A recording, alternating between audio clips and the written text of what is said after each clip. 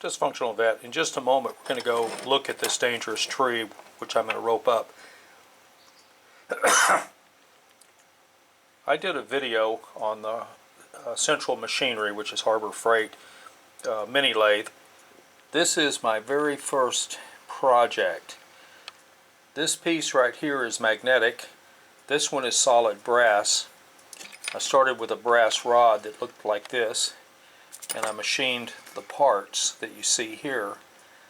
Not exactly perfect, but not bad for a first time. Now I have not yet threaded the brass. I'll be doing that shortly. And I'm going to change this out for a different type of butterfly.